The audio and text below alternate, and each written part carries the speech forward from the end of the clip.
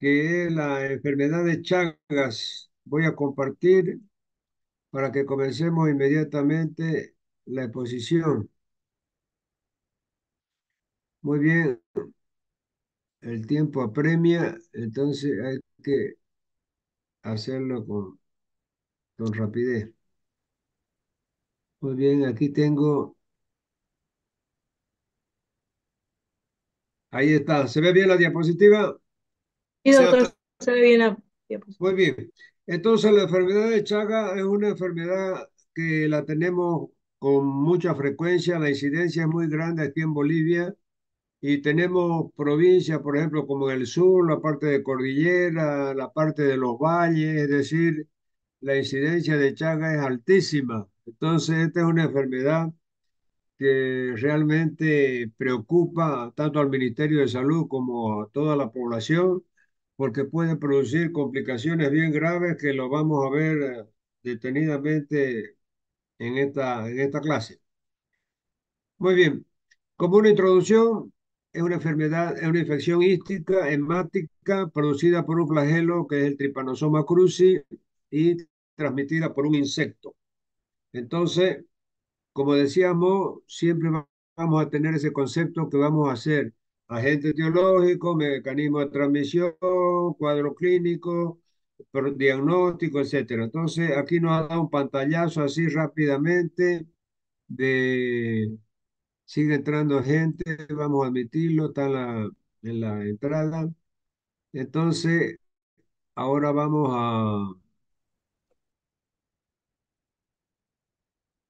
a seguir.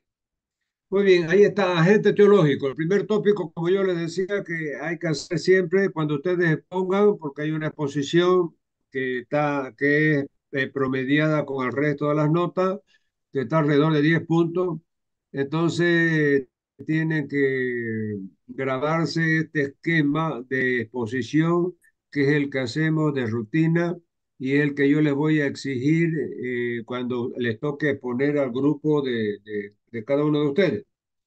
Muy bien. Entonces, agente etiológico. El agente etiológico del Chagas es un protozoo llamado Trypanosoma cruzi. Fíjense ustedes que todos los nombres científicos, los nombres eh, de los microorganismos que producen las enfermedades, están en latín. Entonces, en este caso, el protozoo que produce la enfermedad de Chagas se llama Trypanosoma cruzi. Entonces va atravesando varias formas de evolución a mastigote, promastigote, epimastigote y tripomastigote. Yo no les voy a pedir esos detalles, ¿no verdad? Lo único que les voy a pedir es que ustedes sepan de que este parásito en su evolución biológica, la mitad de su ciclo lo, lo lleva a cabo en el organismo de la vinchuca y la otra mitad del ciclo, hasta su forma adulta, lo lleva a cabo en el organismo del paciente infectado. Entonces, por eso es que es importante que ustedes sepan que con relación al agente etiológico tenemos que saber primero el nombre científico, que es Trypanosoma cruzi, ¿ya? Es un protozoo flagelado. Fíjense, si ustedes se fijan aquí, me siguen el apuntador, aquí tenemos la cabeza, aquí tenemos el cuerpo y aquí tenemos la cola, como un flagelo que la mueve para transportarse en medio líquido. Entonces, esta es la imagen microscópica de este agente etiológico del Chagas que es llamado Trypanosoma cruzi. Muy bien, vamos a seguir adelante. La próxima.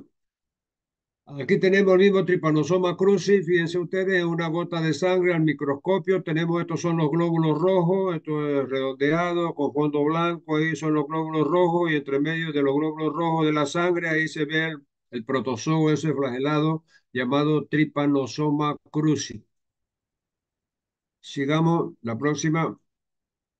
Aquí tenemos el ciclo biológico que yo les decía que no les voy a preguntar todos estos nombres medio complicados, sino que ustedes tienen que saber que el ciclo biológico que cumple el parásito que es el agente etiológico.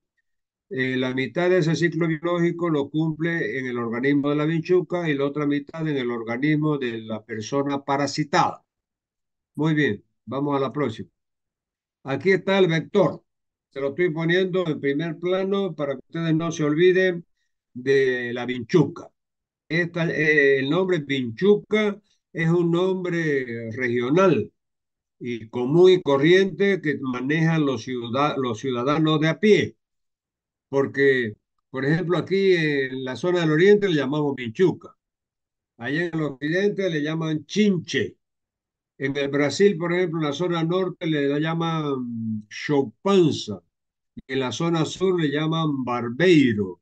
Ya, entonces tiene nombres regionales comunes y corrientes, pero el nombre científico es Triatoma infestans, ¿ya? Y ese es el que vale para en términos científicos, la famosa vinchuca. Muy bien, sigamos.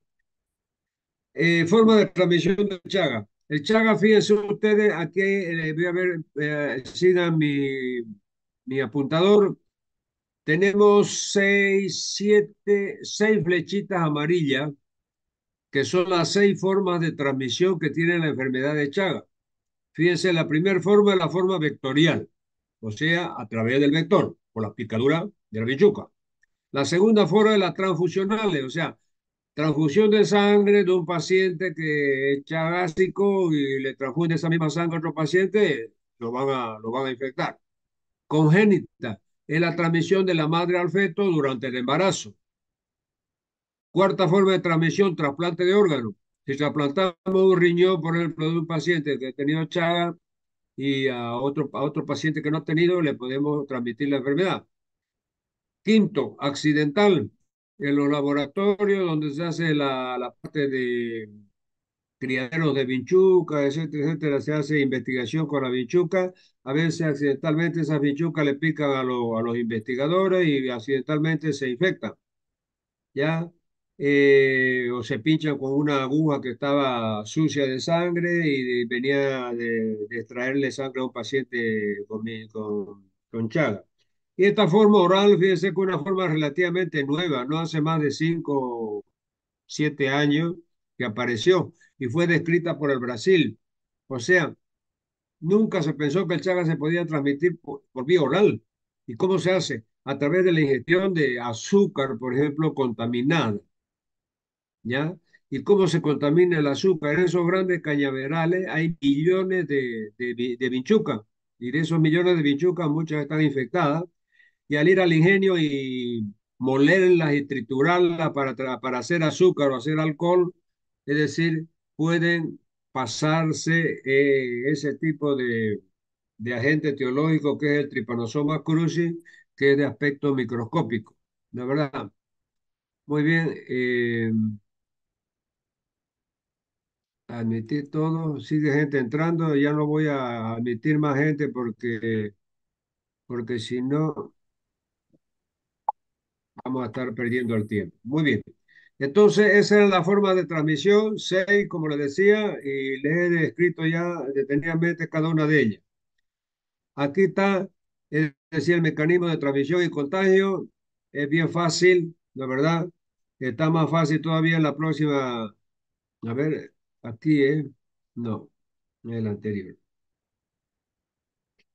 Entonces decíamos que, ¿cómo es la transmisión? Eh, la vinchuca no infectada, o sea, virgen de la enfermedad, no infectada, pica a una persona que tiene chaga y esa vinchuca se infecta. Y esa misma vinchuca ya infectada va a picar a una persona sana y le transmite la enfermedad, ¿ya? Entonces, fíjense que aquí el cuadrito dice portador. Síganme con mi apuntador aquí. La vinchuca se contamina con el parásito cuando pica a una persona infectada. Dos, el vector, o sea, la vinchuca infectada pica a una persona sana. Tres, al rascarse los parásitos ingresan al organismo por la picadura y la persona se infecta. Tres, perdón, deposita en la piel una gota de excremento infectado con el parásito. O sea, como pareciera que es una explicación surrealista, pero fíjense que las vinchucas viven en el techo de paja de las casas de paja y en las paredes de barro de las casas que son hechas de barro y no tienen ladrillo y no se las revoca con cemento. Entonces quedan esos espacios, esos huecos y son nidos de vinchuca. Entonces en la noche, ahora cuando veamos el mecanismo de transmisión, atraído por el calor del cuerpo, la bichuca se baja de su madriguera, del techo de paja o del hueco de la pared de barro y va y pica a la persona. Entonces, al picar la persona, la piel defeca inmediatamente. Entonces, esa materia fecal de la bichuca queda alrededor del orificio por donde la bichuca metió la trompa para picar. Y entonces la persona medio dormida, al sentir la picadura, medio se rasca y de esa forma la materia fecal que estaba envuelta, o sea, estaba alrededor del huequito del túnel de la picadura, entonces hace que esa materia fecal donde está el Trypanosoma cruzi penetre al organismo. Entonces, eso que, como les digo, es lo que nos ha explicado y está en todos los libros, ¿no? ¿Verdad? Muy bien, entonces ese es el mecanismo de transmisión y contagio. Vamos a seguir. Aquí vamos a dejar el apuntador y vamos a la siguiente diapositiva. Aquí tenemos el ciclo biológico y transmisión del Chaga. Entonces, como yo les decía, aquí nos vuelve a repetir del ciclo biológico. Yo quiero que sepan, la mitad del ciclo biológico, que está aquí a la izquierda, en el organismo de la bichuca y la otra mitad en el organismo del huésped. La transmisión estamos viendo vertical, oral, también laboratorio, congénito, trasplante de órgano transfusional. O sea que es lo mismo que ya hemos visto anteriormente, nos lo está repitiendo. Ahora, vamos a ver los factores de riesgo del Chaga. Entonces, los factores de riesgo para la enfermedad de Chaga. Generalmente esta enfermedad, como yo les decía, es más frecuente en la zona rural porque es la zona rural donde están las casas de paja, con techo de paja, de jatata, de motacú. Ustedes han visto, todo el mundo ha ido a la provincia allá, y he visto que los campesinos viven en su casa con techo de motacú, techo de paja, techo de jatata, eh, no tienen ladrillo ni cemento para sus paredes y la hacen de barro, con bambú, ¿no verdad? Y el barro así, y eso es lo que permite que haya esos espacios vacíos, tanto en el techo de paja como en la pared de barro, y ahí es la madriguera de la bichuca. Entonces, durante la noche, la bichuca se desliza, va a la cama, a la hamaca, a la estera, donde esté durmiendo el ciudadano, y le va a picar. Entonces, los factores de riesgo es primero, aquí vamos a ir con el apuntador nuevamente. Aquí dice vivir en una choza donde los triatomídeos, o sea, las bichucas, habitan en las paredes, ¿ya? Triatomídeo porque el nombre científico es Triatoma infestans. Entonces de ahí viene esta palabra triatomide, triatominos, ¿no? Muy bien. Entonces, las vinchucas, su hábitat, ya hemos dicho, el techo de paja y las paredes de barro. Entonces, vivir en una casa con techo de paja y paredes de barro es un factor de riesgo para contraer el Chaga. Segundo, vivir en Centroamérica y Sudamérica. Claro, porque los países de Centroamérica y Sudamérica son los países económicamente más pobres, más deprimidos y tienen muchos habitantes en las zonas rurales que viven en casas con techo de paja y paredes de barro. Y tercero, la pobreza. Justamente, esa gente de las zonas rurales es donde la pobreza es más intensa y como casa propia donde vive la familia, está en esas condiciones en medio de esa gran cantidad de insectos como la vinchuca que les va a provocar el mal de Chagas. Muy bien. Vamos a dejar el apuntador aquí de nuevo y vamos a seguir avanzando. A ver, aquí está. ¿Cómo se clasifica la enfermedad de Chagas? La enfermedad de Chagas se clasifica en tres formas. Vamos a ver con el apuntador. Hay un Chagas agudo, un Chagas asintomático y un Chagas crónico.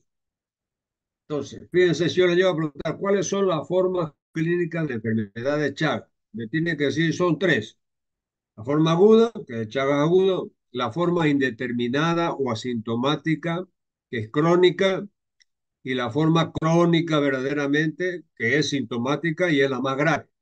Entonces, aguda, asintomática y crónica. Esa es la forma que tiene que aprendérsela. Muy bien. Entonces, ahora vamos a dejar el computador, vamos a ir a la siguiente diapositiva. Aquí están entonces los diagnósticos, la fase aguda, la fase indeterminada y la fase crónica. Entonces, vamos a la siguiente. Comenzamos con la fase aguda. Fíjense que en la fase aguda del Chaga, la sintomatología es muy leve.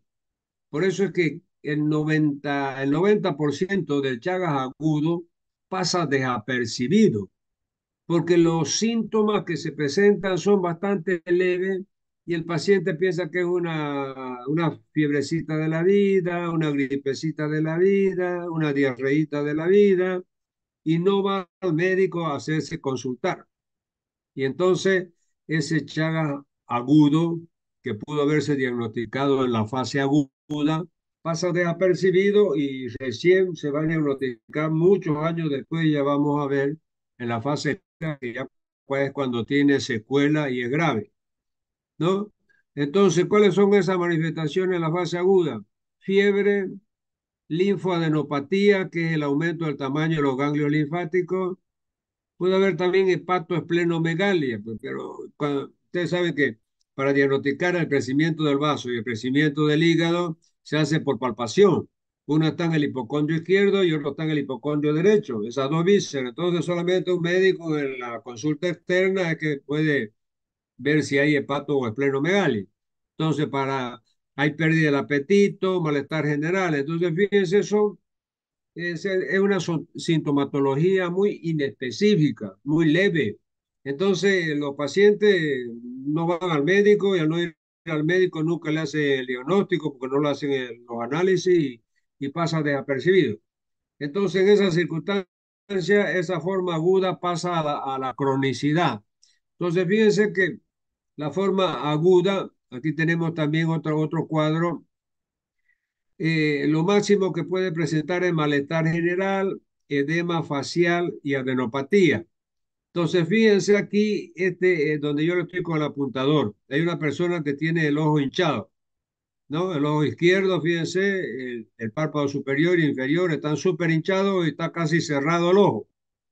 Entonces, cuando la vinchuca le pica en el ángulo externo, aquí en este angulito externo del ojo, es decir, produce esta hinchazón del párpado que se llama edema palpebral. Si nosotros con los dos dedos, el índice y el pulgar, le abrimos el ojo, porque está cerrado por el edema, por la hinchazón, vamos a ver que la conjuntiva está roja. Eso se llama hiperemia conjuntival, ese síntoma de la conjuntiva roja. Y adenopatía satélite, ¿qué quiere decir? Un ganglio linfático ahí en la entrada del conducto auditivo externo, o sea, ahí pegado a la oreja, se aumenta de tamaño. Entonces, esa adenopatía satélite, satélite porque está cerca del foco donde picó la vinchuca. Entonces, será denominado adenopatía satélite. Entonces, la única oportunidad que tiene el médico para diagnosticar un Chagas agudo es cuando se produce este fenómeno de que la vinchuca eligió para picarle el ángulo externo del ojo, se le hinchó el párpado, se le congestionó la conjuntiva ocular y apareció la adenopatía satélite. Y esos tres elementos configuran lo que se llama el signo de Romaña. Entonces yo le llego a preguntar en el examen, ¿qué es el signo de Romaña? Entonces me tienen que hacer. El signo de Romaña está formado por tres síntomas. Edema palpebral, hiperemia conjuntival y adenopatía satélite.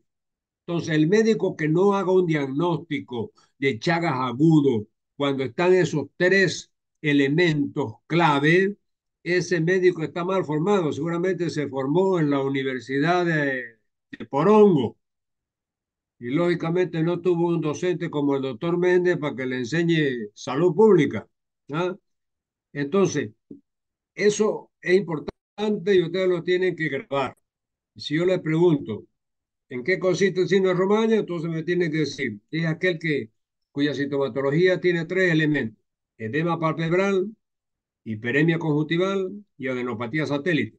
Y es la oportunidad de la vida que tiene el médico para diagnosticar el Chagas agudo que generalmente pasa desapercibido.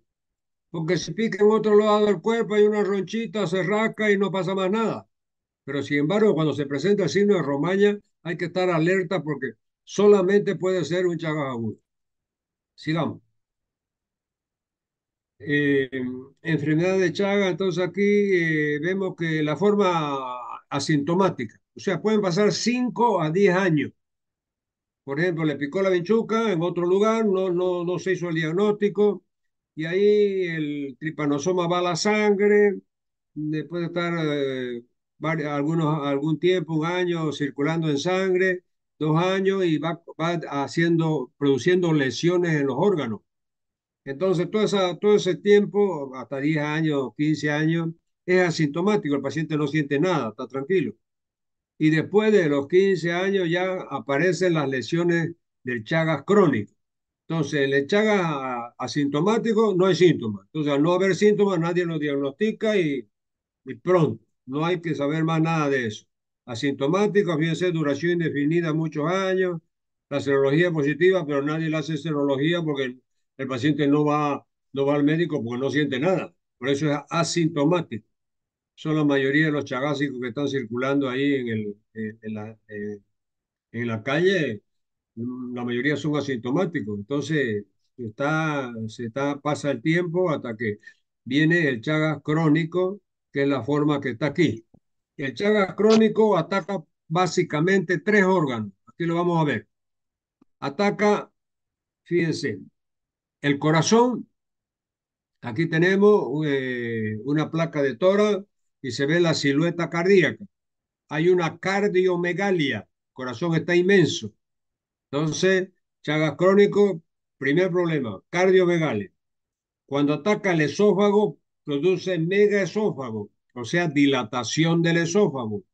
Entonces el paciente al comer se atora, se ahoga, no puede tragar porque el bolo alimenticio no va progresando porque el Trypanosoma cruzi le ha destruido los plexos mientéricos de Meissner y Auerbach.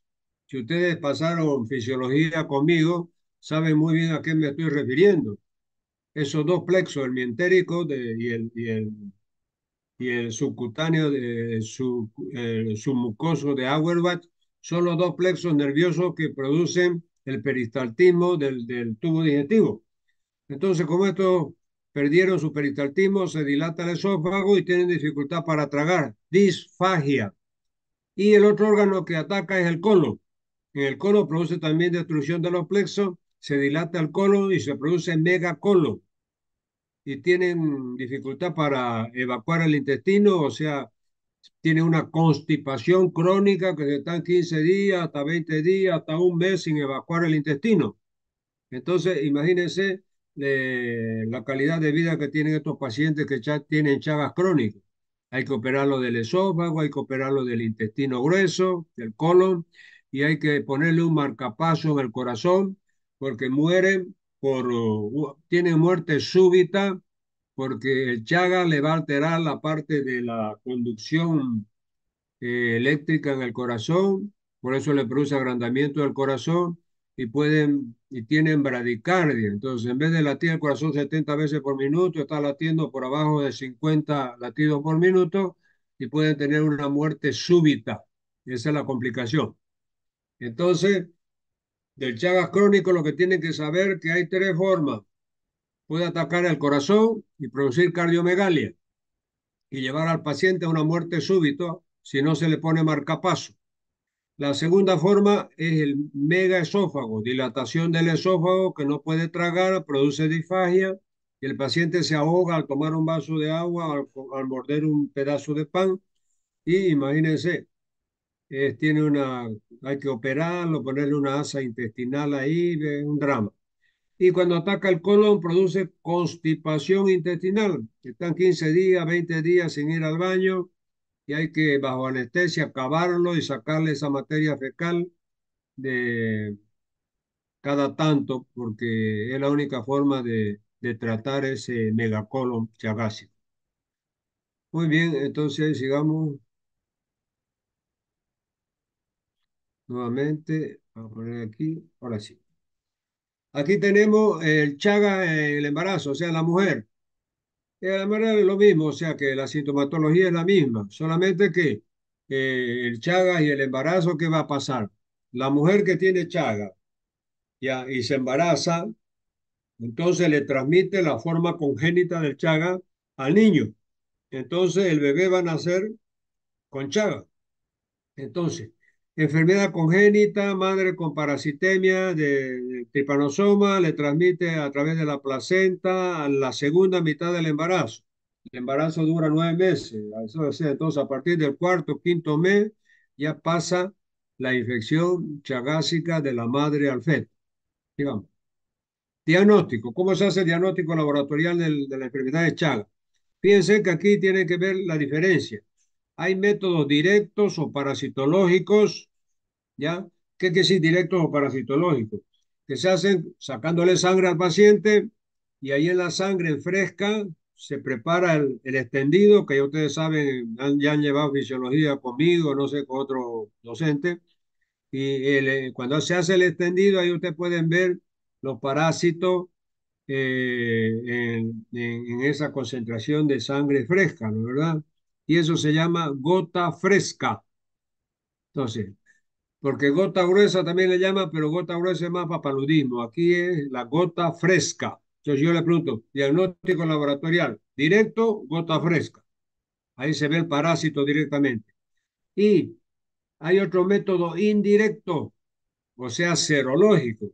Es decir, se saca sangre y se manda a analizar la sangre, pero no en forma fresca acá, sino acá hay que hacerle una tinción. Entonces acá tenemos dos exámenes que se hacen con los métodos indirectos. El ELISA, ¿ya? Y la inmunofluorescencia indirecta. ELISA, inmunofluorescencia indirecta. En el parasitológico, que es el método directo, es la gota fresca.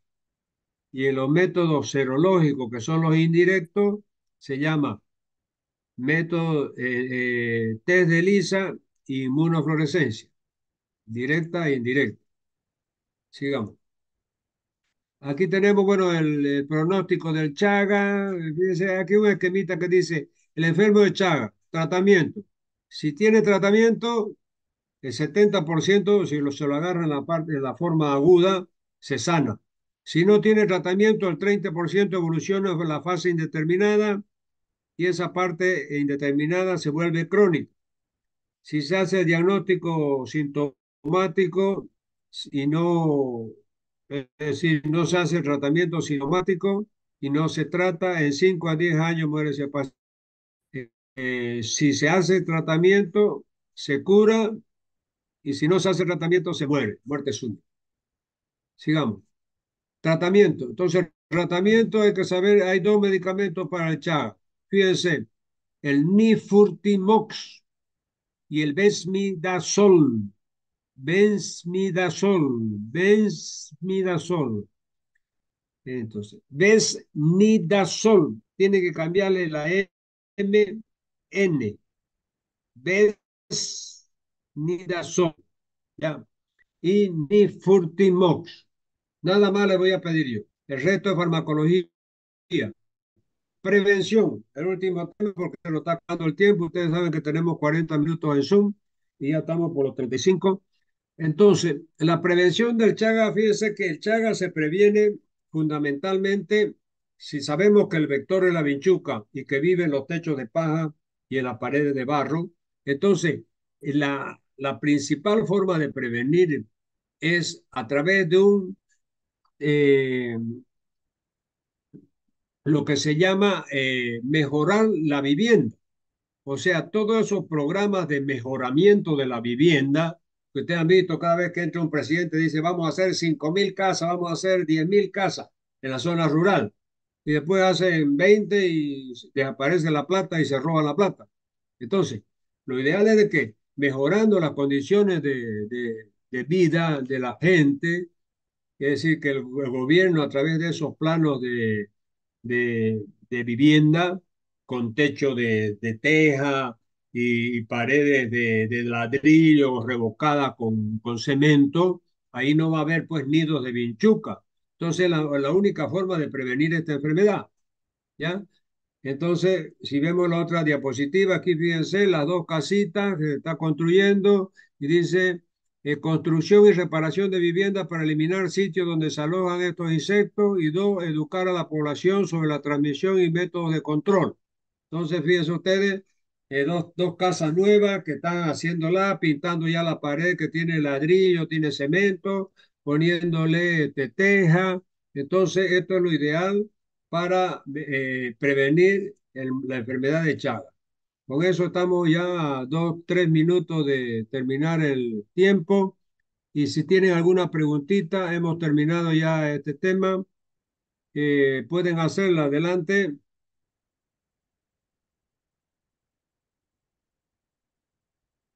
¿Todo bien? ¿No hay preguntas? Hola, hola. No, doctor. Doctor. No hay, Todo está claro, todo claro. doctor. Todo bien, perfecto. Entonces, con esto estamos cumpliendo ya el primer tema de SAP 300.